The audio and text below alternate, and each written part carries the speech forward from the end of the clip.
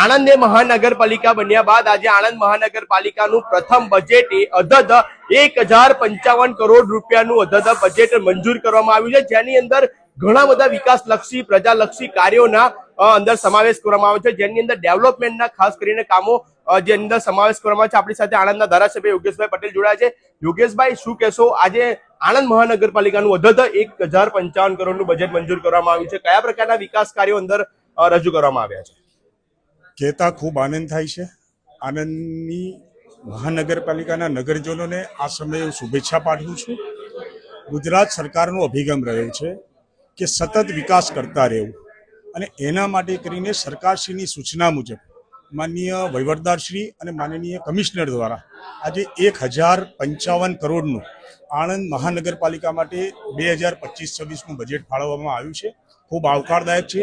સર્વાંગી વિકાસ થાય, જેમ આપ મહાનગરપાલિકાનો લોગો જુઓ તો એમાં સુખમ, સુવિધા અને સમૃદ્ધિ, તો એ મંત્રને સાકાર કરતી તમામ રીતે આણંદ મહાનગરપાલિકાના નગરજનોને પ્રાથમિક તમામ પ્રકારની સુવિધા મળે, એક વર્લ્ડ ક્લાસ કક્ષાનું એક મહાનગર બને, તે દિશામાં આણંદ આજે વધી રહ્યું છે અને ઝડપથી આ દિશામાં વિકાસ થશે। એના માટે આ બજેટ જરૂરી હતું।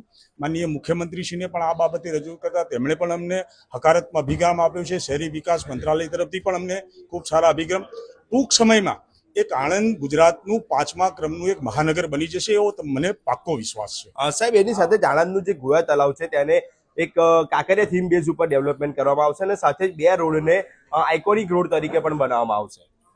આણંદની મધ્યમાં આવેલું જે જૂના આણંદમાં છે 2 મોટા તળાવો છે। એ તળાવ ભૌગોલિક રીતે ખૂબ પૌરાણિક છે। હાલ વિદ્યાનગર રોડ ઉપરથી જ્યાંથી એન્ટ્રી કરી અને બંને તળાવોને મર્જ કરીને અને ત્યાં કાંકરિયા જેવું લેક, એટલે આણંદના પ્રજાજનોને, બાળકોને ત્યાં રમવાની સમવાની સુવિધાઓ મળે, એક બોટિંગનો કોન્સેપ્ટ થાય, એક અલગ પ્રકારનું પર્યટન સ્થળ વિકસે, એ માટેનો અમે પ્રયાસ કરી રહ્યા છે અને એના માટે સૂચન કર્યું હતું, અને જલ્દીથી કાંકરિયા જેવું જ એક લેક આણંદ શહેરમાં બનશે એવો મને વિશ્વાસ છે। ધન્યવાદ સાહેબ। તો અત્યારે જે પ્રમાણે કહેવાય છે કે આ હતા આપણી સાથે આણંદના ધારાસભ્ય કે આજે 1055 કરોડ જેટલું અધધ રૂપિયાનું બજેટ છે તે આજે મંજૂર કરવામાં આવ્યું છે, જે આણંદ મહાનગરપાલિકાના જે વિસ્તાર છે તેની અંદર ડેવલપમેન્ટ અને તેના વિકાસ કાર્યોની અંદર ખૂબ જ મોટો ભાગ ભજવશે। બસ આવી સતત અપડેટ માટે અમારી સાથે જોડાયેલા રહેજો। કેમેરામેન અક્ષર પટેલ સાથે હું છું આપનો મિત્ર મનન ઇંગુ, અર્બન ગુજરાત।